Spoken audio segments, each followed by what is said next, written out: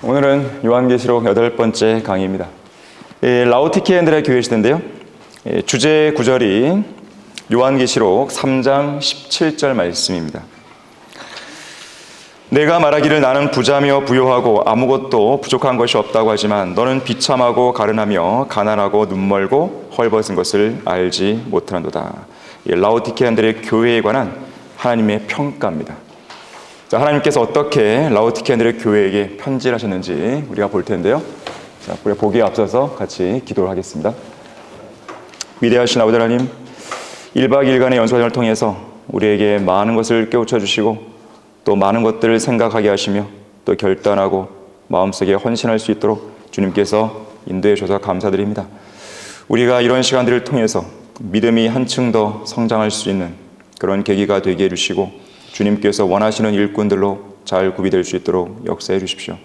이 시간 마지막 시간인데 주님께서 다시 한번 저희들에게 지혜를 더하여 주셔서 우리가 이 요한계시록을 통해서 반드시 알아야 할 내용들을 잘 깨우치고 또 배우고 성장할 수 있는 계기가 되게 해주십시오. 진리의 말씀으로 무장하게 해주십시오. 주님께서 원하시는 일꾼들로 구비되게 해주십시오. 마귀가 어떠한 형태든지 이 시간을 방해하지 못하도록 막아주십시오. 주 예수 그리스도 이름으로 기도했습니다. 아멘. 자, 우리가 살고 있는 이 시대를 교회 시대라고 그러는데요. 행위로 구원받는 시대가 아니고 오직 예수 그리스도를 믿는 믿음을 통해서 하나님의 은혜로 구원받는 시대라고 그러죠. 자, 이 시대는 AD 30년경 오순절날 성령께서 오신 이후로 오늘날까지 대략 2000년이 흘러왔는데요. 이 2000년간의 교회 시대를 우리는 7개의 시대로 구분하고 있습니다. 우리가 지금까지 에베소부터 쭉 해왔고 오늘이 이제 마지막 이 교회 시대로 본다면 마지막 교회 시대인데요. 첫 번째가 이제 에베소 교회 시대죠. 그리고 스머나 교회 시대, 그리고 퍼가모, 그다음에 두아티라, 그리고 사대, 그리고 필라델피아, 그다음에 마지막 오늘 배우게 될 라오디게아인들의 교회 시대입니다. 각각의 뜻이 있다 그랬죠. 에베소는 뭡니까? 온전히 목적된 이라는 뜻이 되는 것이고요. 그 다음에 스머나는 몰약, 그리고 퍼가모는 숱한 결혼, 두아티라는 고통의 향기, 그리고 사대는 붉은 자들. 우리가 이제 두아티라, 사대 이 두 개의 시대를 가리켜서 중세, 암흑 시대라고 그러죠. 그래서 이 뜻을 보면 아시잖아요. 고통의 향기, 붉은 자들. 붉다 그러면 피가 딱 떠오르잖아요. 필라델피아 시대는 형제의 사랑이라는 뜻을 갖고 있고, 자, 마지막 라오디게아인들의 교회 시대, 라오디게아는 시민의 권리입니다. 인본주의, 인권, 민권 시대예요. 하나님의 권리는 온데간데 없고 인간의 권리만이 좌주지하는 그런 시대가 되는 것이죠. 이 각각의 교회 시대가 이 존속된 기간을 보면 에베소 교회 시대는 이제 AD 30년에서 100년까지가 해당되고요. 우리가 배웠던 것들 한번 정리를 한번 해보는 거예요, 지금요. 스머나 교회 시대는 100년에서 325년까지, 그리고 퍼가모는 500년까지가 될 것이고요. 두아티라는 1000년까지가 해당되고, 그 다음에 사대는 1500년까지 되는 것이죠. 필라델피아 시대는 우리가 종교개혁의 시대라고 하는데 1517년에 마틴 루터가 비텐베르그 성당 문 앞에다가 95개조 반박문을 붙임으로써 종교개혁이 일어나는 것이죠. 그리고 마지막 시대는 휴거 때까지, 휴거가 이제 우리는 곧 일어날 것을 기대하고 있는 것이죠. 각 시대를 특징짓는 주요 내용들이 있습니다. 에베소 교회 시대의 경우에는 사도들의 시대로 특징짓이고, 이때는 성경이 기록되고요, 교회가 시작되고 형성되는 기간입니다. 스머나 교회 시대에는 소위 교부들의 시대라 그러는데 로마 제국, 로마 황제들에 의해서 박해가 시작되죠.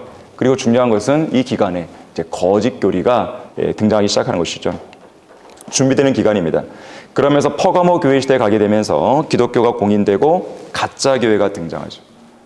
가짜 교회, 로마 가톨릭이 준비되고 형성되는 기간입니다. 그리고 이제 두아티라 교회 시대에 가게 되면 이제 암흑 시대의 시작인데 이제 교황 제도에 입각한 로마 가톨릭이 이제 본격적으로 세상 전면에 등장하게 됩니다.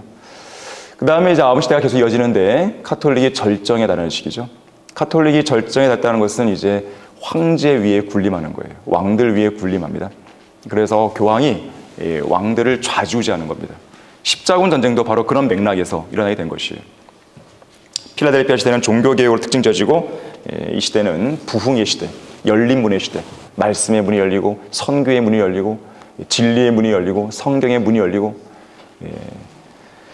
하지만 라오디케아인들의 교회 시대, 우리가 살고 있는 시대입니다. 인권 시대고 배교로 점철된 시대입니다. 자, 그런가 하면 이렇게 교회 시대가 흘러오면서도요, 하나님께서는 매 시대마다 성경대로 믿는 사람들을 놔두셨다는 것이죠. 에베소 교회 시대는 사도들이 성경대로 믿는 사람들이었고, 그리고 스마나 교회 시대에는 주로 노바티안, 물론 여러 부류, 여러 그룹들의 이름들이 있어요. 그중에서 대표되는 것만 제가 좀 말씀을 드리는 것입니다. 그리고 퍼가모 교회 시대는 도나티스트들이 활동했고요. 그리고 두아티라 교회 시대는 폴리시안, 4대 교회 시대는 왈덴시안. 특히 이 왈덴시안들은 그 그룹이 상당히 컸어요. 마음만 먹었으면 카톨릭의 군대와 한번 붙을 수도 있는 그런 규모였습니다. 하지만 그것이 성경적인 방법이 아니라는 걸 알았기 때문에 그렇게 하지 않았던 것이죠. 상당히 큰 규모였습니다. 필라델피아 시대는 소위 재침례교도라고 불리는 사람들이 있었고, 그리고 마지막 이 라오디케아인들의 교회 시대는 바이블 빌리버스, 성경대로 믿는 사람들이 지금 활동하고 있는 것입니다. 자, 이것이 우리가 지난 시간까지 계속해서 배워왔던 그런 내용들이에요. 자, 그러면 요한계시록 3장 14절을 보시면요, 라오디케아인들의 교회의 천사에게 편지하라. 아멘이시요 신실하고 진실한 증인이시며 하나님의 창조를 시작하신 분이 이 일들을 말씀하시니라 그랬어요. 자, 2000년 교회사의 마지막 교회 시대는 라오디케아인들의 교회 시대입니다. 앞서 이야기했듯이 라오디케아의 뜻은 사람들의 권리입니다. 휴먼 라이츠, 인간들의 권리, 인권이 강조되는 시기입니다. 하나님의 권리에 대적하는 인간의 시민적 권리로 특징되어지는 시대예요. 사람의 권리, 그 자체로 나쁜 게 아니죠. 인권이라는 것이 왜 나쁘겠습니까? 사람들의 권리를 존중하는 것 중요한 부분이에요. 중요한 것은 사람들의 권리를 가지고 하나님의 권리를 대적한다는 것이, 이게 문제죠. 하나님의 말씀을 거절한다는 거죠. 인권을 내세워서. 여권신장, 마찬가지로 이것도 인권의 이 한 맥락 속에 작용하는 것인데, 여자들이 막 목사를 하고 여자들의 권리를 주장하면서 여자들이 목사를 하고 한단 말이에요. 설교자가 되고, 이것은 하나님의 말씀을 어긋나는 거잖아요. 그러니까 요즘 같은 시대는 인권이 중요시되다 보니까 하나님께서 말씀하시는 내용들이 다 묵살되는 것이에요. 이것이 문제예요.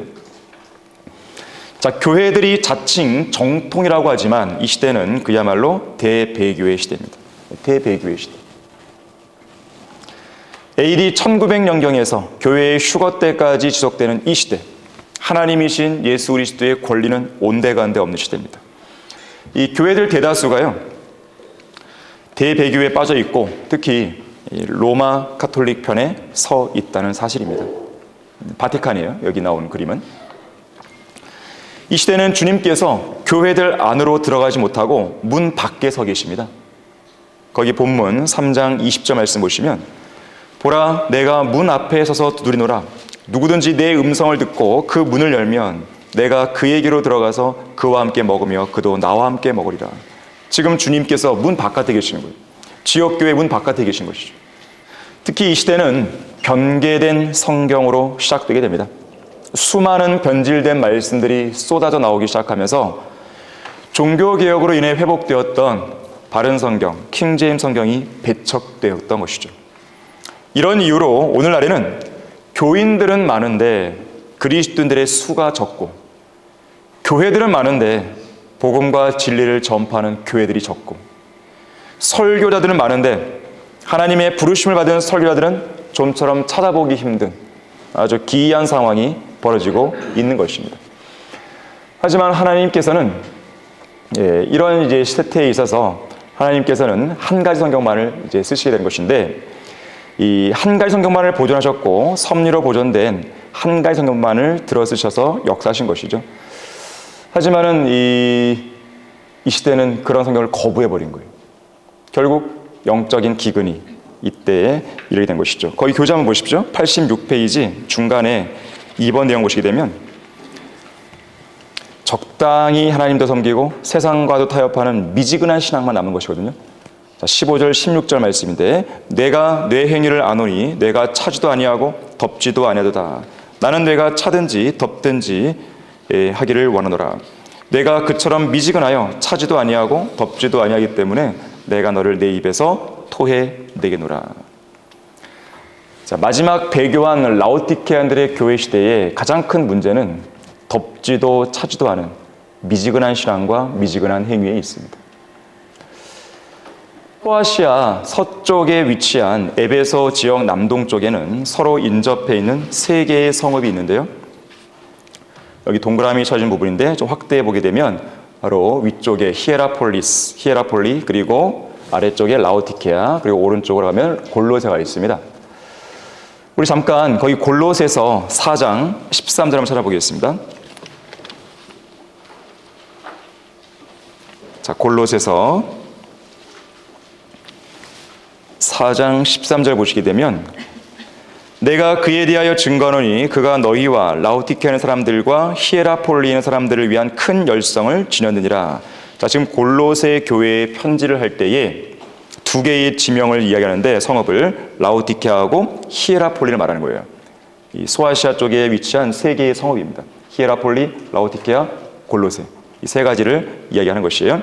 거기 16절도 보시면 이 편지를 골로새서죠.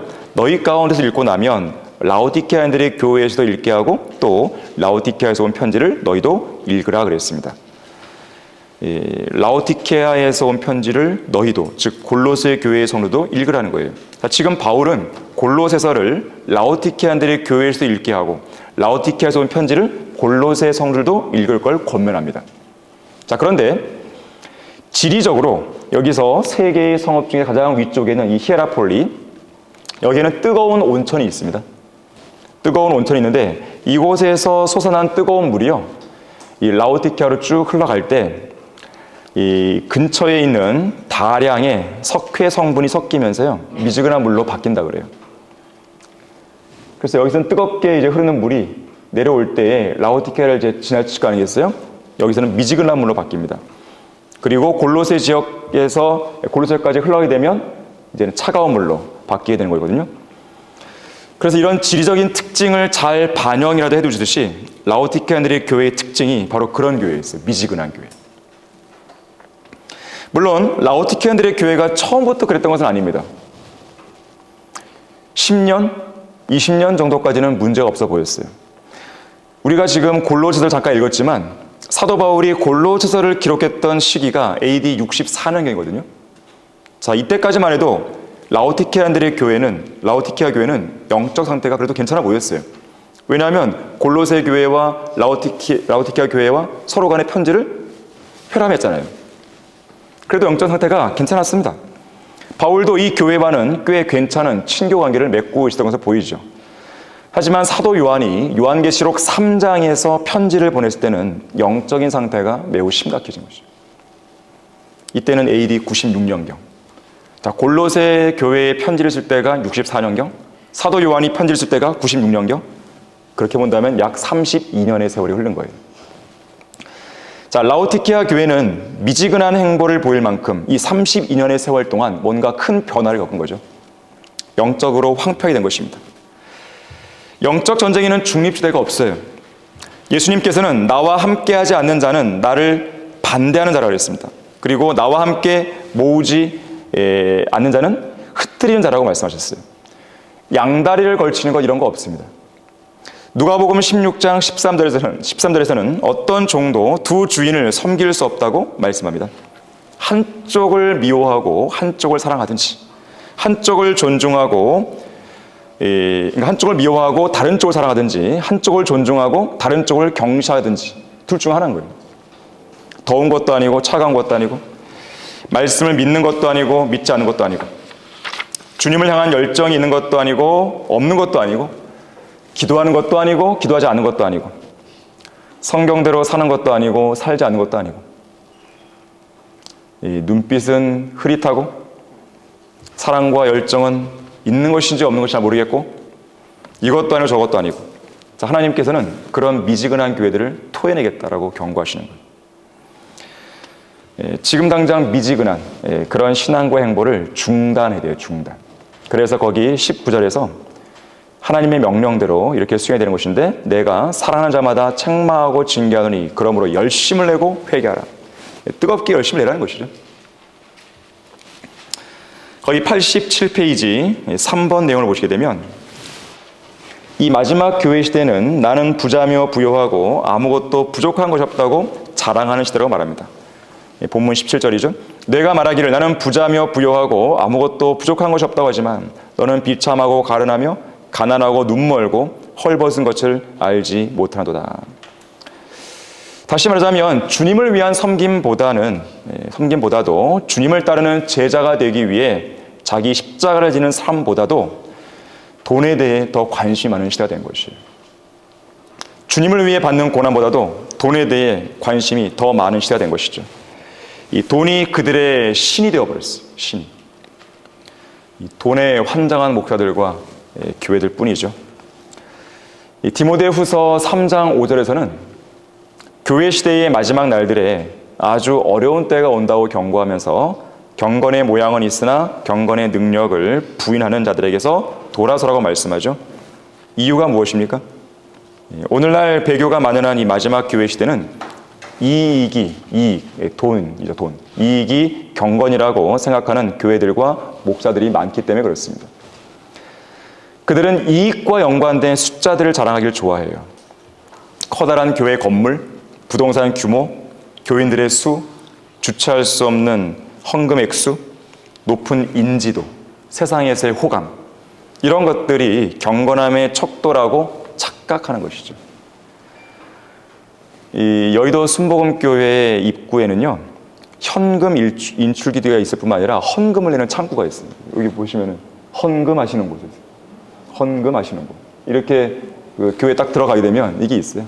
여기다가 넣고 헌금하고 가라는 거죠. 들어가라는 거죠. 교회에서 연간 거치는 헌금 액수가 약 1,500억 원. 돈이 너무 많아서 돈을 어디다가 어떻게 쓸지 몰라 주체하지 못하는 거예요. 결국 조용기 목사와 그 가족은 돈을 욕심내다가 많은 슬픔으로 자신들을 찌르고 말았죠. 이미 언론에서 많이 보도가 되었던 내용들이에요. 조 목사는 보통 이렇게 말했어요. 신앙을 가진 사람이 백만장자가 됩니다. 하나님께서 나를 잘 살게 만들어 주십니다. 결국 누구만 잘 살고 있는 거예요? 조용기 목사 가족만 잘 살고 있는 거예요. 다른 교인들은 손 부르터 가면서 이 길거리의 노상에서 이제 물건 파시는 그 할머니들의 그런 이 쌈속까지 다 헌금을 다 뜯어 받는 거죠. 그래갖고 자기들만 잘 먹고 잘 사는 거예요. 명성교회도 마찬가지인데요. 부동산 규모가 그 교회의 명의로 된 땅의 면적이 전국에 약 24만 제곱미터. 그러니까 공시 가격만 따졌을 때 1,600여 원이 되는 것이죠. 그뿐만 아니라 이 800억의 비자금 의혹을 받고 있는 김사 목사. 교회에서 재벌로 통합니다. 재벌. 대통령으로 통하고 교회에서는 성인으로 통하죠. 우상화가 따로 없는 거예요. 이 명성교회에 가게 되면은 이제 그 김사 목사의 전신을 이제 해놓은 이렇게 간판이 있어요. 그 옆에서 사진 찍으라고 이렇게. 그렇게 하고도 있고. 주일 아침마다 교회에 오게 되면은 마치 대통령 경호하듯이 가운데 이제 김사 목사 차가 가고 그 주변을 경호 차량이 따라갑니다. 그리고 이제 교회 입구 쪽에 가까우게 되면 무전기로 연락하죠. 1호차 들어갑니다. 1호차 들어갑니다. 그러면 이제 거기 있는 사람들이 다 대기를 하는 거예요. 그래서 계속 전달하는 거예요. 1호차로. 그리고 딱 교회 입구에 딱 서게 되면은 모두 다 90도 인사하죠. 장로들이. 제가 거짓말하는 게 아니고 실제로 그걸 찍은 거예요. 영상이 다. 언론에 다 나온 거예요. 그러면서. 또한 여기는 안 나왔지만 3천억 원의 건축비를 들여서 무리하게 건축한 초호화 예배당으로 사회적인 무리를 일으킨 사랑의 교회도 마찬가지예요. 이 대형교회 목사들의 욕망에는 제동장치가 고장난 자동차처럼 멈출 줄 모릅니다. 그들의 머릿속에는 돈밖에 없는 거예요. 말은 그렇게 안 합니다. 어느 목사가 내가 돈 좋아한다고 말을 하겠어요. 근데 그들의 행하는 모습들 보세요. 그걸 보면 아는 거죠. 그들에게는 교인들이 양육하고 돌봐야 할 양이 아니라 재산에 불과합니다.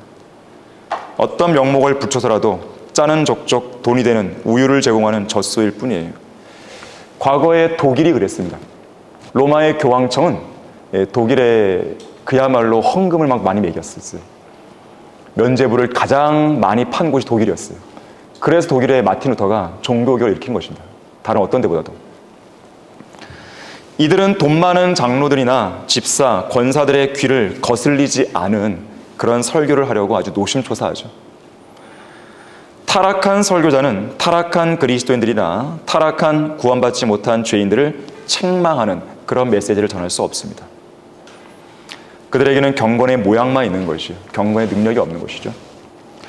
그래서 그들에 대한 하나님의 평가는 17절에 나오는 거예요. 그대로 비참하고 가련하고 가난하고 눈멀고 너가 헐벗은 것을 모른다는 거예요. 이제 하나님께서는 그들에게 알맞은 처방을 내려주시는데요. 본문 18절에서 내가 너에게 권고하노니 뇌에서 불로 단련된 금을 사서 부요하게 되고 흰옷을 사서 입음으로 너의 벌거벗은 수치를 드러내지 않게 하며 또 안약을 내 눈에 발라 보게 하라 그랬습니다. 자, 우선 첫 번째로 주님으로부터 불로 단련된 금을 사라는 겁니다. 단순한 금이 아니라 불로 단련된 금이에요. 여러분 거기 베드로전서 1장 7절 한번 보세요. 자, 불로 단련된 금이 무엇인지가 여기 나오는데 베드로전서 1장 7절 보시면 너희 믿음의 시련이 불로써 단련될지라도 없어져 버리는 금보다 훨씬 더 귀하게 되어 예수 그리스도께서 나타나실 때에 칭찬과 존귀와 영광을 받게 하려 함이니라. 자, 그러니까 예수님을 위해 받는 고난과 믿음의 시련이 뭐라 그랬어요? 불로 단련된 금인 겁니다. 바로 이 금을 우리가 매입을 해야 진정한 부를 얻을 수 있다는 거예요. 이것이야말로 우리에게 진정한 부자가 되는 길을 만들어주는 거죠. 왜 그런지 아십니까? 고린도 후서 4장 17절에 따르면 우리가 잠시 받는 가벼운 환난이 우리를 위하여 훨씬 뛰어난 영원한 영광의 비중을 이루어주기 때문에 그렇습니다. 믿음의 시련, 이것이 필요합니다. 불로 단련된 금이 필요한 것이죠. 우리는 이 금을 사야 돼요. 자, 어떻게 하면 불로 단련된 금을 살 수 있는 것인가? 어떻게 하면 믿음의 시련을 받을 수 있는 것인가? 자, 그거 답이 디모데후서 3장 12절에 방법이 나오는 거예요. 그리스도 예수 안에서 경건하게 살고자 하는 모든 사람은 박해를 받을 것이라. 자, 이러한 믿음의 시련이 우리에게 불로 단련된 금을 만들어주는 것이죠. 경건하게 사는 삶이야말로 불로 단련된 금을 다량으로 매입할 수 있는 좋은 방법입니다. 경건하게 산다는 것은 뭘까요? 세상에 대해 죽는 겁니다. 육신에 대해 죽는 거예요. 죄에 대해 죽어 있는 것입니다. 경건이란 말, 영어로 보게 되면 가들린니스입니다. 가들린니스, 신과 같다. 하나님과 일치한다. 자, 하나님과 일치된 삶을 살려면 세상에 대해서, 육신에 대해서, 죄에 대해서 내 육신이 죽은 것으로 여겨야 됩니다. 나 자신이 죽어야 됩니다. 그래야 주님과 일치된 삶을 살 수 있는 거예요. 자, 그랬을 때에 우리는 박해를 받을 것이고 그것이 곧 믿음의 시련이기 때문에 우리에게 불로 단련된 금을 제공해 주는 것입니다. 자, 그러나 이 세상에서 믿음의 시련으로 단련되지 않은 그리스도는 저 영혼에서 가장 초라한 그리스도인이 될 것이에요. 물론 구원받은 것 자체만으로도 영예스러운 거죠. 얼마나 기쁜 일이에요. 그런데 모두가 다 저 하늘나라에서 다 구원받은 사람들이 아니겠어요? 그 중에서 이제 이 얼마나 불로 달려있는 금을 산 사람이 많을 것이고 또 그렇지 못한 사람이 있을 거 아니겠어요? 분명한 차이가 있는 것이죠. 두 번째, 흰옷을 사서 입음으로써 자신의 벌거벗은 수치를 드러내지 않게 하라고 명령합니다. 이것은 뭘까요? 바로 성도들의 의입니다. 의. 이 흰옷을 가리켜서 계시록 19장 8절에서는 세마포라고 하시면서 성도들의 의라고 말하고 있어요. 성도들의 의. 자, 이것은 하나님의 의와는 다릅니다. 우리가 구원받는 것은 하나님의 의로 충분하죠. 여기에는 어떠한 성도들의 의도 껴들 수 없어요. 자, 하나님의 의를 우리는 이미 다 받은 사람들이에요. 이미 구원은 영원히 보장이 되어 있습니다. 자, 이 상황에서 우리는 성도들의 의를 입어야 되는 거예요. 흰옷을 준비해야 됩니다. 저 하늘나라에서 우리가 입어야 될 성도들의 의로 말할 수 있는 이 흰옷을 준비해야 되는 것이죠. 이 옷을 준비하기 위해서 이 땅에서 우리는 선한 일들에 진력할 수 있어야 됩니다. 복음과 진리를 열심히 전파해야 되죠. 그와 연관된 일들을 해야 되는 것이죠. 한 벌의 옷을 우리가 한 땀 한 땀 이 땅에서 준비해야 됩니다. 영적인 견지로 봤을 때에 어떤 사람은 이 상의만 준비하다가 간 사람도 있을 것이고, 어떤 사람은 하의만 준비하다가 간 사람도 있을 것이고, 어떤 사람은 팔 한쪽만 준비하다가 간 사람도 있을 것이고, 어떤 사람은 여기저기 구멍 뚫린 것만 준비하다가 간 사람도 있을 것이고, 온전한 생활포를 준비해야 되는 거죠. 온전한 성도들의 의를 준비해야 되는 것이죠. 흔히 현대 여성들은 이 명품 브랜드를 좋아하잖아요. 자, 그러나 영혼의 관점에서 보게 되면 이제 곧 없어져 버릴 명품 브랜드가 중요한 게 아닙니다.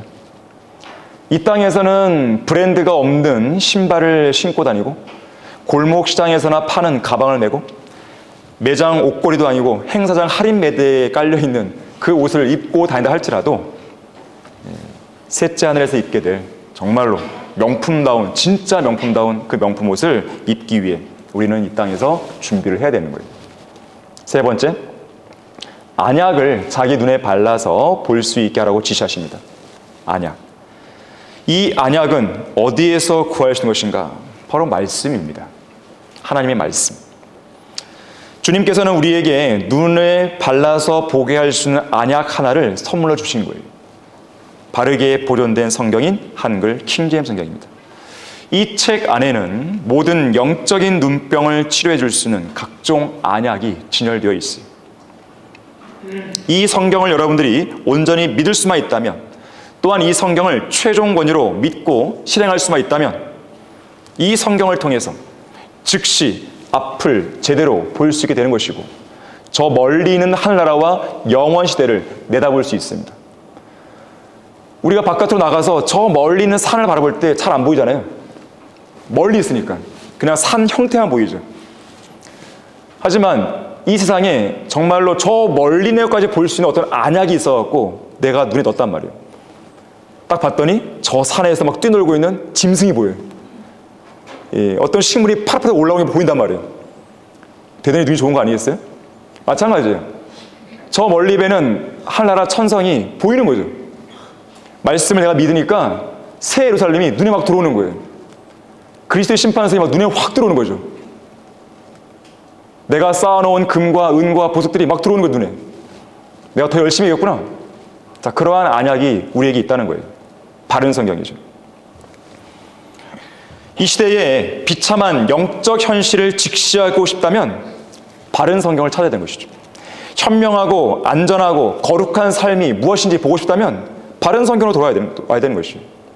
우리를 인도해주는 빛을 보고 싶다면 바른 성경으로 와야 되는 것이죠. 우리를 지탱해주는 영적 음식을 발견하고 싶다면 바른 성경으로 와야 되는 것이죠. 우리를 격려해주는 위로자, 순례길의 방향을 올바르게 잡아줄 지도, 나침판을 확인하고 싶다면 바른 성경으로 돌아야 되는 것이죠. 자, 이러한 안약이 필요합니다. 자, 바르게 보존된 한글 킹제임스 성경을 읽고 믿고 공부하고 실행하고, 자, 그렇게 하게 되면 이 배교의 시대에, 이 어두운 시대에 눈을 밝히 뜰 수가 있는 것입니다. 자, 교재 89페이지에 나와 있는 본문 19절, 20절 보시게 되면, 내가 사랑하는 자마다 책망하고 징계하노니 그러므로 열심을 내고 회개하라. 보라, 내가 문 앞에 서서 두드노라. 누구든지 내 음성을 듣고 그 문을 열면 내가 그에게로 들어가서 그와 함께 먹으며 그도 나와 함께 먹으리라. 자, 그만큼 라오디게아인들의 교회 시대는 칭찬은 없고 오직 책망과 징계 그리고 회개만이 명령되는 시대입니다. 특히 교회 시대의 끝인 이 배교회 시대에는 예수님께서 지역교회 문 바깥에 서 계세요. 성경에서 지역교회가 문자적인 건물로 언급되는 곳은 바로 성경에서 이곳, 이 구절뿐입니다. 이 교회는 주님을 밖에 세워두고 문을 닫아버렸습니다. 예수님은 이 시대에 배교한 교회들 문 안쪽에 안 계시고 문 바깥쪽에 서서 그 문을 두드리시는 거예요. 하지만 아무도 문을 열어드리지 않습니다. 사실 정확히 말하면요, 그들이 몰아냈다기보다도 주님이 떠나버리신 거예요. 그냥 그 교회는 있기 싫으신 거예요. 경배 같지 않은 경배, 섬김 같지 않은 섬김, 그리스도인도 아닌 그런 교인들, 종교인들, 그런 자들이 꽉 차 있는 교회에 싫으신 거예요. 있기 싫으신 거예요. 하나님의 영광을 거절한 그런 사람들, 그 대신 사람들의 영광을 취한 사람들, 하나님께 호감을 사기보다 사람들에게 호감을 사는 그런 자들이 있는 교회, 예수님도 있기 싫으신 거예요. 난도질 당한 변개된 성경들, 싸늘한 시체처럼 죽어버린 설교 강단, 경건의 모양만 번드들하게 갖추고 경건의 능력은 전혀 없는 거짓 목사들, 구원받지 않은 교인들, 아무 능력도 없는 찬양, 능력 없는 기도, 능력 없는 설교, 아무런 열매도 맺지 못하는 사역, 주님은 있기 싫으신 겁니다. 거기에 있어야 할 이유가 없는 거예요. 교회를 떠나버리신 거죠. 마치 과거에 하나님의 성전을 떠나버리셨던 하나님처럼 우리는 그것을 이카봇, 하나님의 영광이 떠났다. 특히 배교한 기독교 문화가 판을 치고 있는 이 교회, 이 시대의 회중들은 교회 안에서 쾌락을 누립니다. 세상의 어떤 콘서트에서나 볼 수 있는 장면을 교회에서도 볼 수 있는 거예요. 랩으로 막 찬양 아닌 찬양을 하고 이 무대에서 방방 뛰고 난리를 치죠. 아주 PTL, 여기 가운데 PTL, 이 Praise the Lord, 이거의 약자예요. 주를 찬양하라. 그냥 찬양과 사랑만 입에 달고 다니는 은사주자들의 모습입니다. 마지막 요한계시록 3장 21절 22절에서요. 이기는 자에게는 내가 내 보좌에 나와 함께 앉을 자격을 주리니 이는 내가 이겨서 나의 아버지와 함께 그의 보좌에 앉은 것과 같으리라. 귀 있는 자는 성령께서 교회들에게 말씀하시는 것을 들을지어다. 자, 여기에 계속해서 반복되는 이긴 자가 또 나오죠. 우리가 지금까지 계속 강조해왔지만 이기는 자는 그리스도인들에게 해당되지 않습니다. 우리 그리스도인들은 이미 이긴 자들이기 때문에 그런 거예요. 이것은 교리적으로 환난 시대의 성도들, 믿음을 끝까지 지키고 인내로 견뎌내어 이겨야 하는 환난 성도들에게 적용해야 되는 것입니다.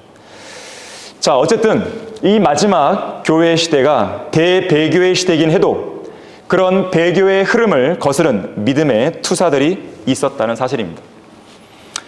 교재 갖고 계신 분은 다시 앞으로 가셔서 84페이지 밑에서 5번째 절을 보시게 되면 1901년 변개된 ASV가 출판된 이후 줄줄이 출간된 NASV, NIV 등 각종 변개된 성경들이 신학교들과 교회들을 휩쓸어서 엄청난 영적 파멸과 대배교가 일어나고 있을 때도 하나님의 말씀인 킹제임스 성경을 유일한 하나님의 말씀으로 믿고 따르며 생명의 말씀을 설교했던 위대한 그리스도인들이 있었다는 것입니다. 몇몇 사람만 소개를 해드리면 전천년 세대주의의 교과서라 할 수 있는 세대적 진리를 쓴 바로 클라렌스 라킨이 있었죠. 그리고 모르트케 햄, 부흥을 주도했던 모르트케 햄, 훌륭한 사람입니다. 또한 보샹빅, 뷰첸빅, 보샹빅, 훌륭한 설교자입니다. 또 해롤드 헤니거, 또 존 롤링스, 훌륭한 설교자들이었어요. 특히 이들에게 막대한 영향을 끼친 한 사람이 있었는데, 특히 미국 남침례교회의 배교를 막았었던 제이 프랭큰 노리스, 훌륭한 설교자입니다. 특히 우리가 자주 언급하는 밥 존스 대학을 설립한 밥 존스 시니어, 또 구원받은 러시아 유태인으로 훌륭한 복음주의자인 히만 애플만도 있고요.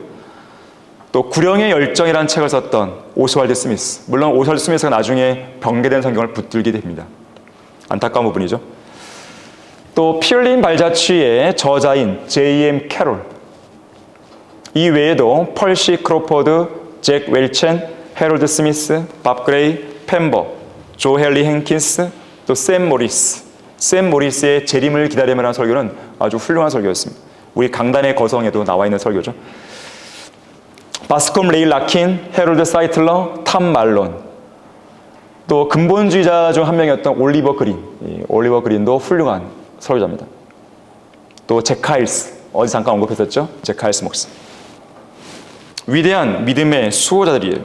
이들은 특히 위대한 구령자들이었고 킹제임스 성경으로 설교했고 이들의 설교를 통해 수천의 사람들이 구원받았습니다. 무엇보다도 이 대배교의 시대의 말미를 진리로 장식하는 것은 소수의 성경대로 믿는 사람들이죠. 이 땅에 성경대로 믿는 그리스도인들은 아멘이시오 신실하고 진실한 증인이신 분의 그 말씀에 아멘 할 줄 아는, 아멘으로 보일 수 있는 그런 사람들입니다. 신실하고 진실한 증인들이에요. 특히 2016년에 우리 러커 목사님, 미국 플로리다주 펜사콜라에 있는 성경침례교회 담임 목사였고, 펜사콜라 성경신학원의 설립자이자 원장이었고, 존 칼빈 이래로 500여 명 이상의 유명하다는 성경 주석가들의 그들이 범해놓은 오류들을 일일이 지적하여 바로잡았고, 또 킹제임스 성경에 근거한 주석서들과 신약교회사 등 120권이 넘는 진리의 서적들을 집필했고, 무엇보다도 왜 킹제임스 성경이 하나님의 말씀인가를 권위 있게 설명하고 이야기할 수 있는 독보적인 학자였습니다. 러커만 목사님에게서 배웠던 신학생들과 성도들은 킹제임스 성경을 들고 역시나 그 사역을 이어오고 있는 것이죠. 이 외에도요, 빌 유뱅스 형제, 피트 맥켄지, 레리 벤스 형제, 릭 존스 등 강력한 복음 사역을 펼쳤던 것이죠. 또 2016년도에 주님 품으로 갔던 잭칙, 그 잭칙의 알베르토, 또 크루세이더 시리즈, 다수의 만화 전도지, 신약 문서 선교의 한 획을 그었습니다. 조셉 앤더슨, 크레그 피츠제랄드, 데이비드 로빈슨, 마이크 플래치, 릭 와일스, 로버트 크리스, 필립 로빈슨, 매튜 셔루스, 로저 브루나스, 마이크 세실, 다니엘 바드웰, 마크 던랩, 마이크 다빈스, 마이클 허긴스. 누군지 아십니까? 우리가 지원하는 성교사들 이름이에요. 수요기대 다 와있어요. 수요기대. 알고 계셔야 됩니다, 여러분. 그들을 위해서 기도하셔야죠. 훌륭한 사람들입니다. 미국에도 마찬가지고요. 해외에도 러커한 목사님에게서 배운 그런 신실한 소녀들이 활동하고 있습니다. 특히 이소호 목사님. 은사주의와 칼빈주의 5대 강령을 비롯한 이 각색 이단 교리들이 교회들을 잠식하고 저주받을 사회복음으로 처음부터 영적 황무지였던 이 한국 땅에 한글 킹제임스 성경을 번역했고요. 또 이 성경을 토대로 해서 한국으로서는 최초의 신약교회의 모델인 성경침례교회를 설립한 것이죠. 그리고 이 땅에 참된 신약교회사를 써오고 계신 겁니다. 성도들이 자원하여 구성된 거리 설교팀이 매주 서울 각지에서 거리 설교와 복음 전파로 매달 1000명 이상의 혼들을 주님께로 이오고 있죠. 성경침례교회 부속 사역인 말씀 보존학교를 통해서 한글 킹제임스 성경과 200여 가지의 진리의 서적들을 출간, 보급을 하고 있습니다. 이제 엊그저께인가요? 큰 글자 성경도 또 나왔죠. 우리가 70판이 넘어갔죠. 70판이. 이 세계 유일의 킹제임스 성경 신학교, 한글 킹제임스 성경에 기반을 둔 정통 신학을 가르치는 유일의 킹제임스 성경 신학교. 월간 성경 배우는 사람들, 또 말씀 보존학교의 공식 홈페이지, 이 바이블 마스터, 인터넷 방송 사역 KBBS, 그다음에 대학생 성경 선교단 UBMA, 그리고 우리 서울크리스천 중고등학교, 뭐 이외에도 우리는 신실한 교회들이 전국에 있는 것이죠. 여기서 멈추지 않고 우리는 30개의 지역교회를 세우기 위해서 우리는 기도하고 또 오늘도 열심히 사역을 하고 있는 것입니다. 자, 결론적으로요, 우리는 한 번도 경험해보지 못한 2000년 교회 역사에서 한 번도 경험해보지 못한 그 시대를 살고 있다는 것을 기억해야 됩니다. 교회 역사상 한 번도 경험해보지 본 적이 없는 한국식 교회들, 한 번도 경험해본 적이 없는 그런 목사들, 한 번도 경험해본 적이 없는 희한한 교인들, 이런 시대에 우리가 살고 있습니다. 제정신을 가지고 살아가는 그런 사람들을 찾아보기 어려운 시대에 우리는 살고 있어요. 이게 죄인지 사람들이 분별이 없습니다. 건전한 생각을 하지 못하는 거예요. 선과 악이 막 뒤섞여 있습니다. 교회가 아닌 곳들이 교회라고 막 자처하는 것이죠. 자, 그런 최악의 시대에 우리는 이 세상 그 누구도 경험해보지 못한 성경대로 믿는 그리스도인들의 진면모를 드러낼 수 있어야 됩니다. 이 시대의 사람들은 전혀 경험해보지 못한 그런 성경들을 믿는 사람들의 정체성을 드러낼 수 있어야 됩니다. 독특한 백성으로서의 세상 교회들과는 전혀 다른 성경적인 가치관을 가지고 성경적인 생활 방식과 간증을 드러낼 수 있어야 됩니다. 모두가 죄를 짓자고 말할 때 우리는 노우라고 말할 수 있어야 돼요. 함께 배교의 길을 걷고자고 할 때 싫다라고 말할 수 있어야 됩니다. 사탄의 유혹이 거세게 밀려오고 육신의 정욕이 우리를 부추기고 세상의 그런 공격이 우리를 짓누르고 엄습해 올 때 성령의 능력으로 그러한 것들을 여러분들이 단호하게 거부하고 믿음으로 승리할 수 있어야 됩니다.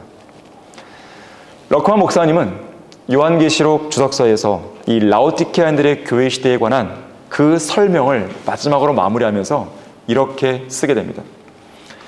이 글을 쓰는 지금 나의 생애의 마지막 시기 혹은 주님께서 오실 때 교회에서 가장 찬란했으며 계속해서 빛날 필라델피아 교회 기간에 신성한 약속으로 내가 받았고 교황들이 미워했으며 그리스도인들이 사랑했고 하나님을 영어롭게 했으며 학자들이 멸시했던 종교개혁 성경인 킹제임스 성경에 이렇게 하나님께서 말씀하셨다라고 서서 담대하게 마지막 숨을 몰아쉬며 선포할 시간과 은혜와 능력과 육신의 힘을 주님께서 내게 허락해달라고 기도하는 것보다 더 크고 중요한 기도는 없다 그랬습니다.